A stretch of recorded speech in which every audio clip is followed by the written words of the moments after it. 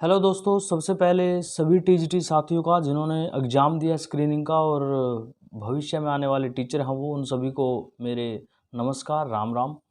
दोस्तों, बहुत सारे साथियों की कॉल भी आ रही थी, मैसेज भी थे और आप जैसे साथियों ने पूछा भी था, तो मुझे जहाँ तक पता लगा मुझे लगा कि आप लोगों को बता देना चाहिए। दोस्तों, घबराने की कोई बात नहीं है। अगर मैं केस की बात हुई, केस क्या था, किस प्रकार से था। दोस्तों, एक केस है निर्मला देवी जी के नाम से। एक्चुअली वो 20 पिटिशनर हैं उसके अंदर, ठीक है। तो एक तो वो और 19 और हैं। तो उसमें क्या है दोस्तों, उसमें कहा गया है कि जब ये लिंक ओपन किया गया था येस और नो डालने के लिए, सोशो इकोनॉमिक्स का नंबर लेने के लिए, तो उन्होंने वहाँ पे साफ साफ बोला है कि हम इकोनॉमिक नंबर लेने के योग्य हैं और हमने वहाँ पे वो जो फॉर्म थे वो अप्लाई करते समय और जो डॉक्यूमेंट्स थे वो जमा भी करवा दिए थे। मगर जब बाद में ओपन किया गया लिंक, तो हिंदी में अर्थ कुछ और निकलना और इंग्लिश में अर्थ कुछ और निकलना, ये एक मैटर बन गया था, जिसकी वजह से उन्होंने शायद येस की जगह नो और नो की जगह येस कर दिया और एक बहुत बड़ी एक समस्या पैदा हो गई थी। क्योंकि आप सभी को पता है, दोबारा से जब हम किसी प्रोसेस पे जाते हैं तो दोबारा से उसको ओपन नहीं किया जा रहा था, तो उसके लिए उन्होंने वो केस लगाया है। मगर साथियों, मैं इसलिए कह रहा हूँ घबराने की बात नहीं, क्योंकि उन्होंने साफ साफ लिखा है, उन्होंने कहीं पे भी नहीं लिखा कि भर्ती को रोक दिया जाए, भर्ती के ऊपर स्टे लिया जाए, भर्ती को कैंसिल किया जाए, ऐसा कुछ भी नहीं है साथियों। उन्होंने कहा है कि हमें मौका दिया जाए कि जो हमसे गलती बीच में हो गई वो दोबारा से उसको ठीक कर लें,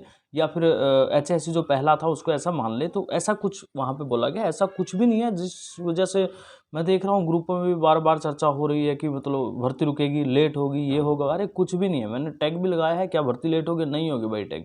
पहली बात तो ये, ठीक है दोस्तों। और उसके बाद एक केस आज भी था, वो डिसमिस हो चुका है। वो शायद कुछ था, टेक्निकल इश्यू था उसका भी, कुछ ऐसा ही कुछ मानने वाला था। पहली बात तो दोस्तों, इस भर्ती पे कोई फर्क नहीं पड़ने वाला। बिल्कुल निश्चित डेट के अनुसार, जैसा कि अब तक लग रहा है, वो भर्ती कंप्लीट होगी। सभी प्रोसेस कंप्लीटली चलेंगे जो भी चल रहे हैं। हाँ, मैं इतना ज़रूर बता देना चाहता हूँ, जिन साथियों ने, मैं बार बार फिर बोल रहा हूँ, जिन साथियों ने अपने डॉक्यूमेंट्स तैयार नहीं किए हैं दोस्तों, अगर कोई भी कमी है तो वो तैयार कर लीजिए सबसे पहले तो डॉक्यूमेंट्स। कहीं बाद में ऐसा ना हो कि आपके डॉक्यूमेंट्स ही तैयार ना हो, क्योंकि अब तक तो ग्रुपबाजी खेल रहा है हर कोई।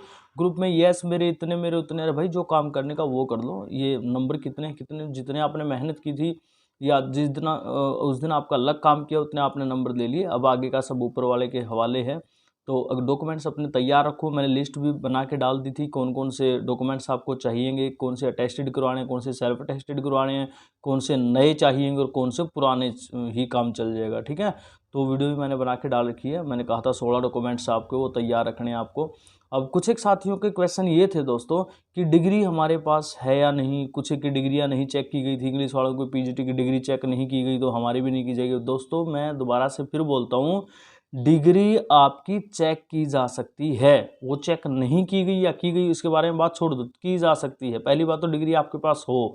कोई समस्या है तो प्रोविजनल बनवा लो भाई, कोई ज़्यादा फर्क नहीं पड़ना। हाँ, कोई ज़रूरी नहीं है कि ओरिजिनल नहीं है तो काम नहीं चलेगा, प्रोविजनल से भी काम चल जाएगा। यूनिवर्सिटी में जाओ, प्रोविजनल बनवा लो, ठीक है। समस्या उन लोगों को है जिनके फादर नेम में कोई गलती है, 10th के। अब मेरे पास कुछ एक मैसेज आए थे, वीडियो पे आप देख भी सकते हो कि 10th की DMC में नाम गलत है, स्पेस नहीं है, मदर नेम में गलती है। भाई एक बात मुझे बता दो, आप इतने समय से कहाँ बैठे थे? क्योंकि आपकी BEd हो चुकी है उस दौरान। ये मैं कमेंट नहीं कर रहा, मैं थोड़ा सा उनको अवगत करा रहा हूँ। तो उनको बड़ा जल्दी ही इन चीज़ों को सोल्व आउट कर लेना चाहिए था मैटर को। अब भी शायद आपके पास मौका है, अगर हो सके तो उसको दुरुस्त करवा लो। और अगर नहीं होता, कम से कम एफिडेविट बनवा लो कि हाँ, ये गलती मिस्टेक हुई है, क्लैरिकल मिस्टेक है और हम इसको ठीक करवा लेंगे, ठीक है। तो दोस्तों, बस इतना ही था। और बार बार ज़्यादा पैनिक होने की ज़रूरत नहीं है। भर्ती नहीं रुकने वाली, भर्ती के ऊपर कोई प्रभाव नहीं पड़ने वाला। हाँ, वो साथी जो बेचारे गलती जिनसे हो गई है, वो शायद ऐसी कोशिश कर रहे हैं कि उनको मौका मिले, उनका ठीक हो जाए। और हमें लगता है कि हो भी जाना चाहिए, सभी को मौका मिलना चाहिए। थोड़ा सा बस इतना समझ में नहीं आता कि यहाँ से अच्छा मेरे ख्याल से अगर HSC बोर्ड में जाते, थोड़ा सा अपनी वो स्ट्रेंथ दिखाते कि हमसे ये हुआ, तो हो जाता, वहाँ पे काम बन जाता। चलो ठीक है, वो वहाँ पे नहीं गए, कोर्ट में चले गए, कोई बड़ा इशू नहीं है। और कहीं पे भी ये नहीं कहा गया भर्ती रुकेगी, भर्ती को स्टे लगाओ, ये करो वो करो। तो दोस्तों, तैयार रहिए, आपका कभी भी DV आ सकता है। क्योंकि अभी अभी जो मिली जानकारी है, जो साथी बता रहे हैं कि जो DV है वो बड़ा जल्दी ही होगा आपका, शायद नेक्स्ट वीक देखने को मिल जाए DV, ठीक है दोस्तों। Okay, best of luck. Panic नहीं होना, तैयार रहना है। भगवान करे आप सभी को जॉब मिले। Best of luck.